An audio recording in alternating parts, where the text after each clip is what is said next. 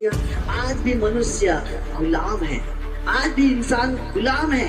ये देश तो आजाद हो चुका है, तो भारत तो आजाद हो चुका है, लेकिन हम आज भी शैतान के गुलाम हैं। आज भी हम उस दुष्ट आत्माओं की गुलामी में फंसे हैं। कैसे? हम शरीर की इच्छाओं पर चलते हैं, शरीर के विलासों पर चलते हैं, शरीर पर मन लगाते हैं, हालेलुया, और शरीर की इच्छाओं पर चलते हैं, जैसे कि नशा करना, व्यभिचार करना, पाप करना, जलन कपट करना, चाली चूली करना, झूठ बोलना, लालच करना, बुरे संगति में चलना, हर एक प्रकार की दुष्ट आत्मा, हर एक प्रकार की पाप हमारे अंदर भरा हुआ है। और यीशु मसीह बोलता है हालेलुया कि कब तुम मर जाओगे, कब तुम पछताओगे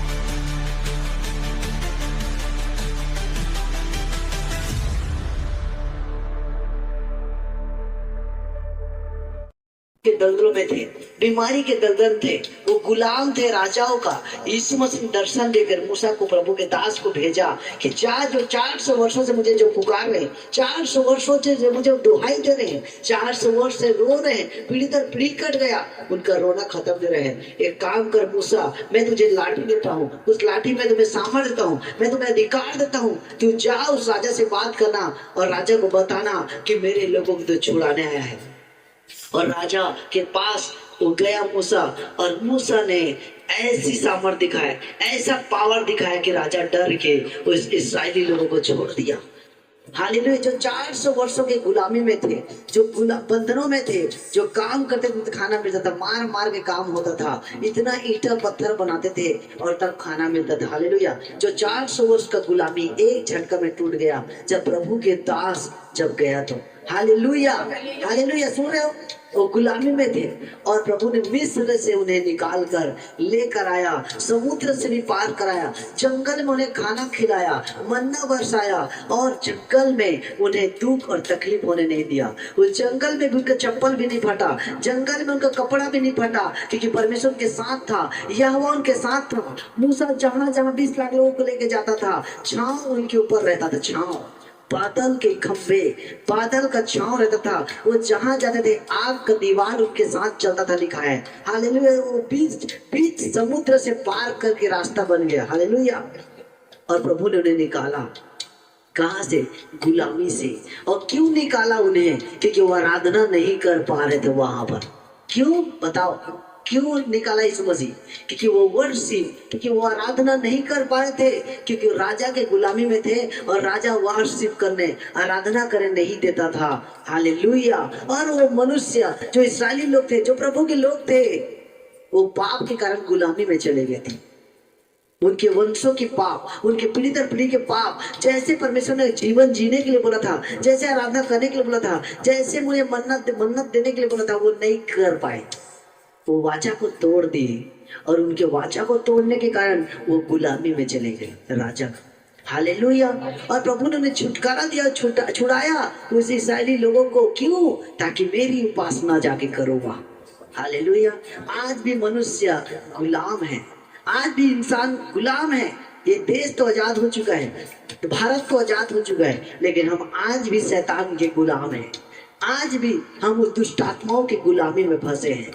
कैसे? हम शरीर की इच्छाओं पर चलते हैं, शरीर के विलासों पर चलते हैं, शरीर पर मन लगाते हैं, हालेलुया, और शरीर की इच्छाओं पर चलते हैं, जैसे कि नशा करना, व्यभिचार करना, पाप करना, जलन कपट करना, चाली चूली करना, झूठ बोलना, लालच करना, बुरे संगति में चलना, हर एक प्रकार की दुष्ट आत्मा, हर एक प्रकार की पाप हमारे अंदर भरा हुआ है।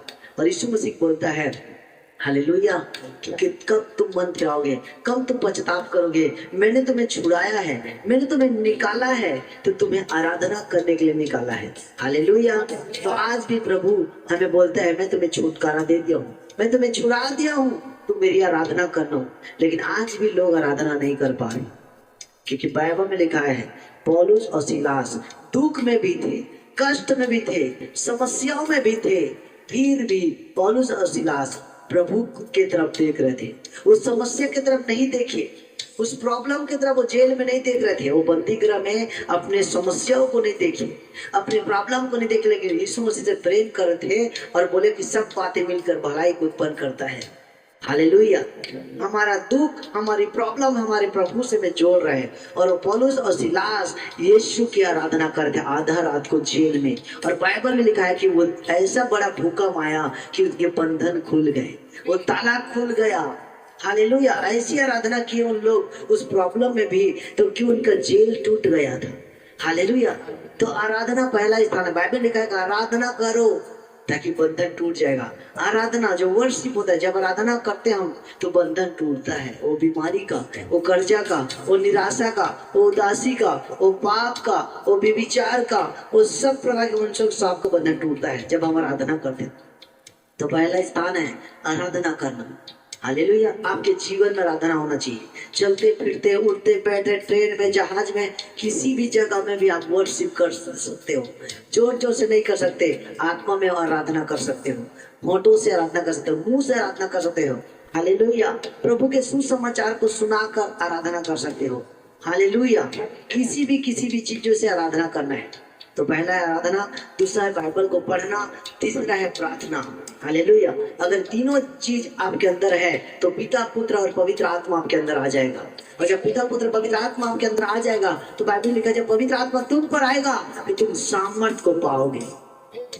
बाइबल लिखा है सामर्थ तुम पर आएगा तो तुम सब बातें जान जाओगे, क्योंकि पवित्र आत्मा हमें सब बातें सिखाएगा कि गाना कैसे गाना है, प्रार्थना कैसे करना है, आराधना कैसे करना है, विश्वास कैसे करना है। बाइबल में लिखा है हालेलुया, उसे विश्वास बिना प्रसन्न करना अन्न होना है। जितने भी लोग यीशु मसीह को प्रसन्न किए वो विश्वास पहले किए, विश्वास के साथ यीशु मसीह के पीछे चलते गए।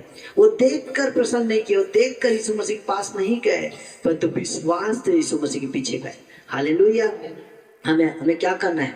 यीशु मसीह पर विश्वास करना है कि वो देख रहे हैं, वो सुन रहे हैं। Hallelujah, hallelujah, hallelujah. यीशु मसीह क्या बोलता है?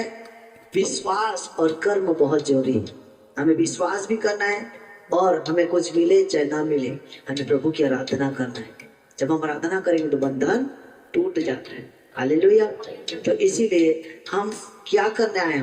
हम लोग आराधना करना है, प्रभु की स्तुति करना है। बहुत सारे लोग आज आराधना नहीं कर पा रहे हैं, बहुत से लोग प्रार्थना नहीं कर पा रहे हैं। कि आज आप देखोगे कि ऐसे ऐसे देश है, ऐसे ऐसे जो जगह है, राज्य है, ऐसे ऐसे देश, ऐसे ऐसे गांव है जहाँ गुफा में प्रार्थना करते हैं। हालेलुया। 4 बजे रात को गुफा में जाके प्रार्थना करते हैं। क्यों जानते हो? क्योंकि वो प्रभु से प्रेम करते हैं और गुफा में जाके प्रार्थना करते हैं। क्यों? क्योंकि वहां की सरकार मना कर दिया है कि अगर कोई प्रार्थना करेगा उसे फांसी लगा देगा, अगर कोई प्रार्थना करेगा उसके गला को काट दिया जाएगा, अगर उसे प्रार्थना करेगा तो उसे उम्र कैद हो जाएगा। इस डर में वो रात को 4 बजे उठ के गुफा में प्रार्थना करनी। हालेलुया। लेकिन आज हमें मौका मिला है प्रार्थना करने का, आराधना करने का, बाइबल पढ़ने का, हम फायदा नहीं उठा। हालेलुया। वो 4 बजे रात से प्रार्थना कर रहे हैं क्योंकि शैतान चिढ़ता है, दुष्ट आत्मा चिढ़ता है। जब आप प्रार्थना करते हो, जब आप गाना गाते हो, जब आप आराधना करते हो, शैतान चिढ़ता है।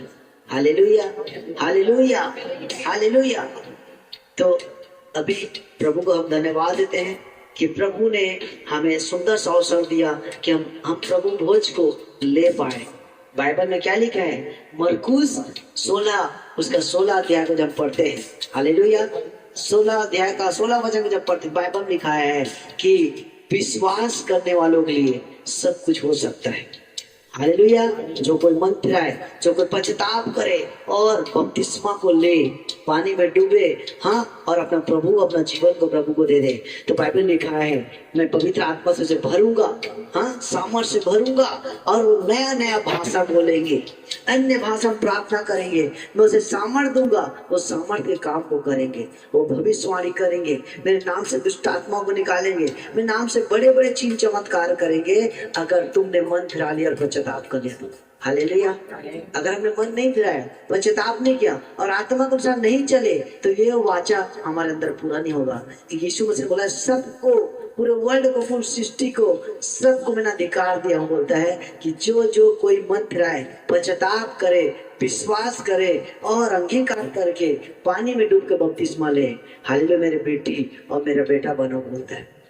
हालेलुया। तो बपतिस्मा लेने का मतलब होता है मन फिराना। हालेलुया। बपतिस्मा लेने का मतलब होता है पापों को छोड़ना, बुराई को छोड़ना, नशा को छोड़ना, सब अभिलाषाओं को छोड़ के यीशु के कैरेक्टर को फॉलो करना, यीशु के चरित्र में आगे बढ़ना।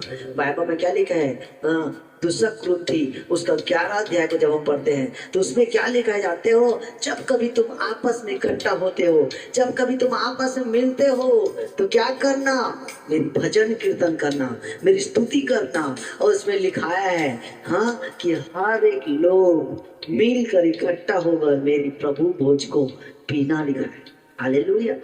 उस प्रभु भोज को लेना और याद करना कि मैंने तुम्हारे पापों के लिए, तुम्हारे गुनाहों के लिए मैंने अपने ब्लड को बहा दिया, मैं अपने लहू को बहा दिया हूँ। जब कभी तुम आपस में मिलते हो मुझे स्मरण करना, मुझे याद करना, मेरे देह को याद करना कि तुम्हारे लिए मैंने 40 कोड़े खाया, तुम्हारे लिए कांटों का ताज बना, तुम्हारे लिए क्रूस पर लटका। इसे याद करना और तुमके क्या करना? इस रोटी में से खाना, इस कटोरे में से पीना, ये प्रभु भोज को याद करना। हालेलुया।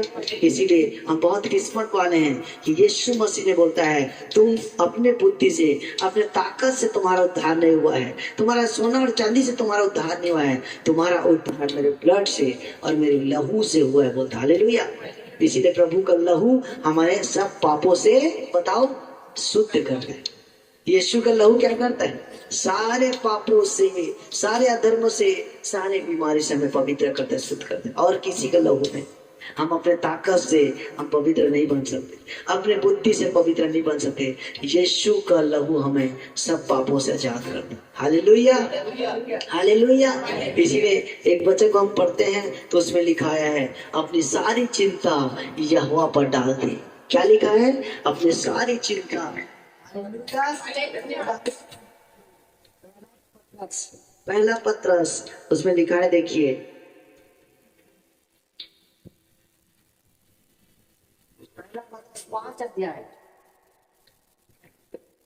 पहला पत्रस 5 अध्याय और उसका 7 वचन में लिखा है अपनी सारी चिंता उसी पर डाल दो क्योंकि उसको तुम्हारा ध्यान है। देखो किसको ध्यान है?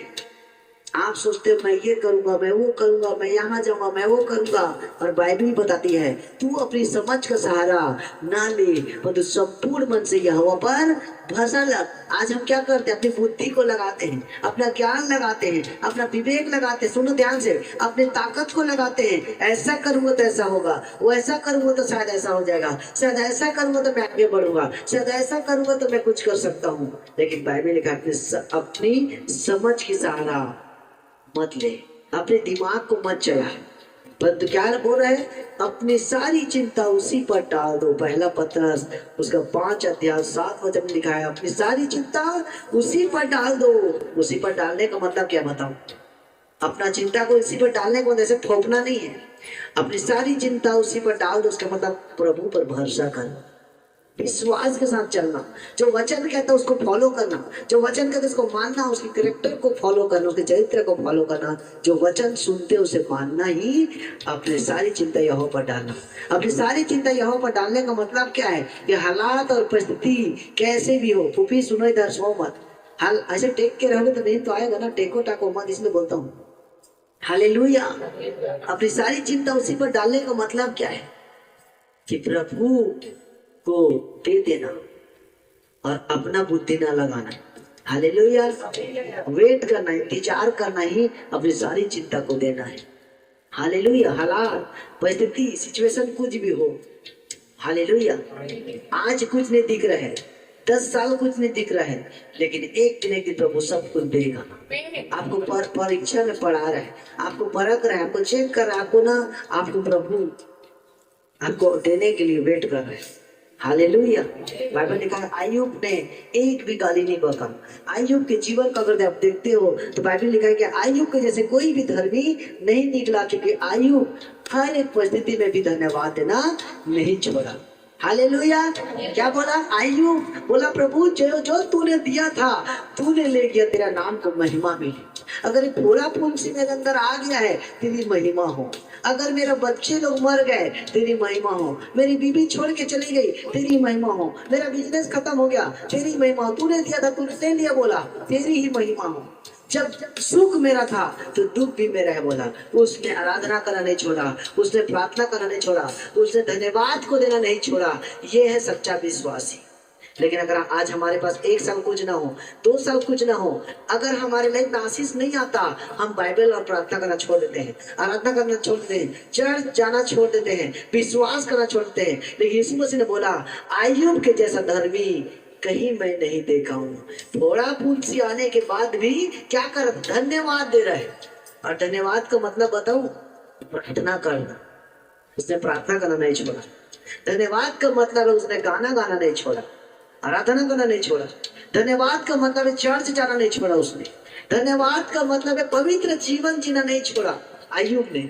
धन्यवाद का मतलब है कि वो वचन पढ़ना नहीं छोड़ा।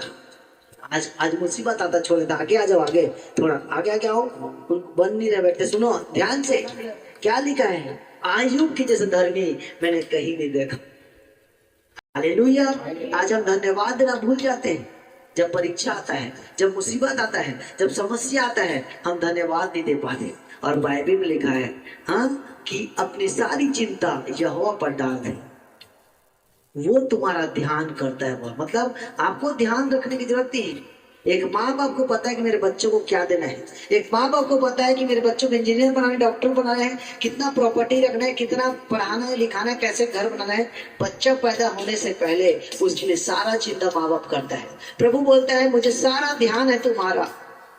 प्रभु बोलता है तू अपनी समझ के साथ ना ले, परंतु संपूर्ण मन से यहोवा परमेश्वर पर भरोसा रख, वो तुम्हारी इच्छा को पूरा करेगा। हालेलुया। तो हमें करना क्या है, हमें विश्वास करना है, हमें प्रार्थना करना है, हमें पवित्र जीवन जीना है, हमें आत्मा के अनुसार चलना है, हमें आत्मा में बढ़ना है। जिस तरह से एक बच्चा शरीर में बढ़ता है, प्रभु बोलता है तुम आत्मिक बच्चा हो, तुम्हें भी आत्मा में बढ़ना पड़ेगा, ग्रोथ करना पड़ेगा। बोले हालेलुया, हालेलुया, हालेलुया।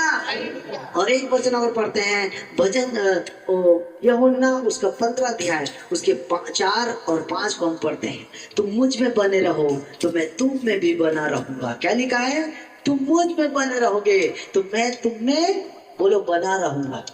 आज हम प्रभु में बने नहीं रहते। पहले गाना गाते थे, आज गाना नहीं गाते। पहले चर्च जाते थे, आज हम चर्च नहीं जाते। पहले प्रार्थना करते थे, अब हम प्रार्थना नहीं करते। पहले हम उपवास रहते थे, अब हम उपवास नहीं रहते। और बाइबल में लिखा है तुम मुझसे अलग होकर कुछ भी फल नहीं ला सकते। क्या लिखा है, हाँ यूहन्ना 15 अध्याय को जब हम पढ़ते हैं उसके 4 और 5 क्या लिखा है, तुम मुझ में बने रहोगे तो मैं तुम्हें बना रहूंगा। बने रहने का मतलब क्या है, प्रभु पर भरोसा करना, प्रभु पर विश्वास करना, हर एक स्थिति में, हर एक परिस्थिति में भी प्रभु में अड़े रहना और खड़े रहना। दुखों में भी, कष्टों में भी प्रभु की स्तुति करना ही तुम मुझे बने रहोगे। तुम मुझसे अलग होकर, बोलते हैं, कुछ भी नहीं कर सकते। आज हम अपना दिमाग लगाते हैं, अपनी बुद्धि लगाते हैं, अपने ज्ञान लगाते हैं, अपना ताकत लगाते हैं। हालेलुया। इसीलिए हम असफल हो जाते हैं, हम सफल नहीं होते, हम फेल हो जाते हैं, हम दुखी रहते हैं, हम परेशान रहते हैं क्योंकि हमारे जीवन में प्रभु का स्थान नहीं है। हमारे लाइफ में प्रभु पहला स्थान नहीं है। हम सबको पहला स्थान में रख रहे हैं, हम सबको समय देते हैं, हम सबको पहला स्थान देते हैं। ड्यूटी को, जॉब को, नौकरी को, खाना को, पीना को, नहाना को, धोना को, सोने को, घर को, परिवार को, हम सबको पहला स्थान देते हैं। लेकिन परमेश्वर का स्थान पीछे है, प्रभु को पहला स्थान नहीं देते हैं। इसलिए बाइबल का वचन टूट रहा है। जब जब प्रभु का वचन टूटता है और जब जब प्रभु के वर्ड को हम नहीं समझ पाते, उसका शब्द को हम पूरा नहीं कर पाते, वो जो प्रभु हमसे बातें कर रहे हैं वचन में, उस वचन को हम पढ़ कर अगर नहीं समझे और मन नहीं फिराए और वचन को सुनकर हम नहीं फॉलो करते हैं तो हमें वो फल नहीं नजर आता। क्या लिखा है, क्या लिखा है 5 में क्या लिखा है, 5 वचन बोलो वहीं से जल्दी। मैं दाखलता हूँ, तुम डाली हो, जो मुझ में बना रहता, जो मुझ में बना रहता है और मैं उसमें, वो बहुत सारा फल फलता है। क्यों ऐसा दाखलता मतलब क्या है, एक नार के साथ अगर एक जुड़ा रहता है फल, वो फल लाता है। अगर नार को काट दिया जाए, उस दाखलता को काट दिया जाए, उस पेड़ को काट दिया जाए, उस डाली को अगर काट दिया जाए तो फल कभी नहीं लाएगा। हम कौन हैं, वो डाली है। प्रभु यीशु मसीह बोलता है मैं पेड़ हूँ। हालेलुया। तुम डालिया हो। हालेलुया। तो प्रभु के साथ अगर हम जुड़े रहेंगे, जुड़े रहने का मतलब, प्रभु के साथ बने रहने का मतलब क्या है? विश्वास में अड़े रहना, खड़े रहना। जैसे अब्राहम विश्वास किया, यूसुफ ने विश्वास किया, पौलुस ने विश्वास किया, नूह ने विश्वास किया, हनोक ने विश्वास किया, एलिशा ने और यूसुफ ने, डेनियल ने, अभिनव, शद्रक, मेशक ने जो विश्वास किया, दाऊद ने जो विश्वास किया, ऐसा अगर हम विश्वास करते हैं अब्राहम के जैसे, तो हम उस मंजिल को पाएंगे, हम उस आशीष को पाएंगे जिसके लिए प्रभु ने हमें बुलाया है, जिसके लिए हमें प्रभु ने चुना है। तुम मुझे बने रहो तो मैं तुम्हें बना रहूंगा, बोलते हैं। मुझसे अलग होकर तुम कुछ भी काम नहीं कर सकते। आज हम प्रभु से अलग होकर हम सोचते हैं आगे बढ़ जाएंगे, आज हम आगे बढ़ जाएंगे सोचते हैं, इसलिए फेल रहते हैं, जीवन भर रोते रहते हैं। Hallelujah, hallelujah, hallelujah. एक भाई बोल रहा था मैं कार लूंगा, ठीक है। आपको एक स्टोरी बता रहा हूँ। एक भाई बोल रहा था प्रभु मुझे बाइक दिया है, धन्यवाद प्रभु, अब मुझे कार आ जाए। तो जब प्रभु ने बोला ठीक है मैं तुझे कार देता हूँ, तो बोला जब मुझे तू कार देगा तो मैं स्टीयरिंग के बगल में तुझे बैठाऊंगा, मैं चलाऊंगा तो प्रभु तू बैठेगा। जब प्रभु ने कार दे दिया तो जब जा रहा था प्रभु यीशु मसीह और उसका वो दोनों, प्रभु यीशु मसीह और वो जा रहा था, दोनों विश्वासी कार चलाते हुए, प्रभु बैठा था। जब उसके दोस्त ने हाथ मारा और दोस्त तूने कार ले लिया तो मुझे भी बैठा सामने में। उसने बोला प्रभु बैठा है मैं कैसे करूं? नहीं प्रभु को पीछे करो, एक सीट पीछे कर दो। तो ठीक है प्रभु आप थोड़ा पीछे जाओ, मेरा स्पेशल दोस्त आया है, मेरा खास दोस्त आया। तो यीशु मसीह को बोला पीछे जाओ, और जब पीछे गया फिर आगे आगे जा रहे थे, ड्राइविंग करते गाड़ी चलाते हुए विश्वासी और प्रभु। हालेलुया। फिर आगे में एक दोस्त मिला, बोला क्यों तूने कार खरीद लिया है, तूने मुझे बैठाओ आगे में। हालेलुया। वो बोलता है मेरा प्रभु है यहाँ पर। हालेलुया। मैं कैसे बैठा? नहीं तेरे प्रभु थोड़ा बोलो, थोड़ा पीछे चला जाए, मैं तेरा खास दोस्त हूँ। प्रभु को बोलता है प्रभु आप थोड़ा और पीछे चले जाओ। ऐसे करते करते सब दोस्त आगे और प्रभु यीशु मसीह सबसे पीछे। आज हमारे जीवन में ऐसी होता है, जब हमारे पास आशीष नहीं रहता है, हम उन्हें वादा करते हैं कि प्रभु तेरी आराधना करेंगे, तेरी महिमा करेंगे, तेरे पीछे चलेंगे, मैं उपवास रहूंगी, मैं फास्टिंग रहूंगी, मैं आराधना करूंगी, मैं लगातार चर्च जाऊंगी, आपको नहीं भूलूंगी। और जब आशीष हमें मिल जाता है, जब वो बरकत हमें मिल जाता है, जब वो ब्लेसिंग हमें मिल जाता है, हम संसार को पहला स्थान देते हैं, हम लोगों को पहला स्थान देते हैं, मनुष्य को पहला स्थान देते हैं, और हम पवित्र आत्मा को, परमेश्वर को पहला स्थान छोड़ देते हैं। हमारा समय बर्बाद हो जाता है, हमारा टाइम खत्म कर देते हैं। जिस टाइम में हम प्रार्थना करते थे आज उस टाइम में हम संसार में खोए, जिस टाइम में हम गाना गाते थे आज उस समय को हम दूसरी जगह बिताते हैं। हालेलुया। इसीलिए वो ब्लेसिंग रुक जाता है, वो आशीष सूख जाता है वहीं पर। हालेलुया। इसलिए प्रभु कहता है तू अपनी समझ का सहारा ना ले, पर तू संपूर्ण मन से यहोवा पर भरोसा रख। जब हम अपना समझ नहीं लगाएंगे और बाइबल जो बोलता है वो करेंगे, प्रभु जो बोलता है वही करेंगे, तो प्रभु बोलता है मैं मनुष्य का फेवर तुझे दूंगा, मैं मनुष्य का भी फेवर, अनुग्रह, मनुष्य के हेल्पर भेजूंगा, मनुष्य को भी, इंसान भी तुझे मदद करेंगे और परमेश्वर भी तुझे मदद करेगा। यहोवा की ओर से भी मदद आएगा। जैसे अब्राहम को जब प्रभु में चलता था अब्राहम, हालेलुया, अब्राहम जब प्रभु की इच्छा को, उसके आज्ञाओं को मानता था, तो अब्राहम को यीशु मसीह ने क्या वादा किया? मैं तुझे इतनी आशीष दूंगा कि पूरे वर्ल्ड के लोग तुझे मानेंगे, मैं तुझे इतना आशीष दूंगा कि बालू के किनकों की जैसे तुम्हारे संतान होंगे, मैं तुझे इतना आशीष दूंगा कि राजा तेरे पास दंडवत करेगा। और अब्राहम जब प्रभु को पद्धति में चलता था, प्रभु में चलता था अब्राहम, हालेलुया, तो इतना आशीष दिया कि राजा भी आगे दंडवत किया। इतना बड़ा राजा उस मोहल्ला का, वो आके राजा भी झुका अब्राहम के सामने। इसका मतलब है फेवर, राजा का भी फेवर आएगा, मंत्री का भी फेवर आएगा, लोगों का भी फेवर आएगा, क्योंकि प्रभु बोलता है मैं मन को बदलने वाला परमेश्वर हूँ, मैं राजा के मन को बदल दूंगा। बाइबल में लिखा है कि डेनियल को शेर के गुफा में डाल दिया था वही राजा, लेकिन जब देखा कि शेर उसे खा नहीं पाया, आग उसे जला नहीं पाया, तो वही राजा बोलता है तेरा परमेश्वर आज से मेरा परमेश्वर है, जो तेरा परमेश्वर है वो मेरा परमेश्वर है। हालेलुया। अब्राहम का परमेश्वर मेरा परमेश्वर बोलता है। आप साबित कर सकते हो कि आपका परमेश्वर जिंदा है, आपका परमेश्वर जीवित है। आप मुंह से मत दिखाओ, अपने कर्मों से बताओ कि परमेश्वर जीवित है, यीशु जीवित है। उसके वाचा को पालन करो, उसकी विधि को पालन करो, उसके वचनों को फॉलो करो, उसके वचनों पर हमें चलना है। हालेलुया। तो प्रभु बोलता है मैं तुझे सब जातियों से, बोलो, श्रेष्ठ कर दूंगा। क्या बोलता है? मैं तुझे सब जातियों से, व्यवस्था विवरण 28 अध्याय उसके जब 1 को हम पढ़ते हैं तो मैं तुझे सारी जातियों से श्रेष्ठ करूंगा, मैं तुझे सब लोगों से श्रेष्ठ करूंगा। क्या लिखा? व्यवस्था विवरण उसका 28 अध्याय और 1 वचन को हम पढ़ते हैं। देखा, मैं सब जातियों से तुझे क्या करूंगा? श्रेष्ठ, मतलब राजा बनाऊंगा। बोलता है सब जाति तेरे पास झुकेंगे, सब लोग तेरे पास दंडवत करेंगे, सब लोग तुझसे कर्जे लेंगे, सब लोग तुझसे उधार लेंगे। बोलता है तेरे घर में आशीष, तेरे नगर में आशीष, तेरे बाहर में आशीष, तेरे खेत में आशीष, तेरे बिजनेस में आशीष, तू जो बोलेगा वो हो जाएगा। बोलता है अगर तू मेरे विधि को मानेगा, मेरी आज्ञाओं को मानेगा, मेरे वचनों पर तू चलेगा, तो बोलता है मैं तुझे सब जातियों से क्या बनाऊंगा? श्रेष्ठ। इसका मतलब सब जाति भी है, सब लोग भी है। इसका मतलब पूरे बहुत सारे लोग हैं संसार के, उसमें से तुम्हें क्या बनाऊंगा? बोल रहे धनवान राजा, यूसुफ के समान, पौलुस के समान, हाँ, दाऊद के जैसे, मूसा के जैसे, अब्राहम के जैसे मैं तुझे आशीष दूंगा। बोलते आमीन आमीन। यदि तुम मुझ में बने रहो तो मेरा वचन तुम में बना रहे, यदि तुम मुझ में बने रहोगे तो तुम बहुत सारा फल को लाओगे। हालेलुया। और तुम मुझसे अलग रहोगे तो तुम जितना कोशिश कर लो, जितना भी कर लो, बोल रहा फेल हो जाओ। हालेलुया। तो आज से आपको क्या करना है? प्रभु को पहला स्थान में रखना, प्रभु को पहला धन्यवाद का बलिदान चढ़ाना है, प्रभु को बोलना है कि प्रभु तू मेरा सब कुछ है,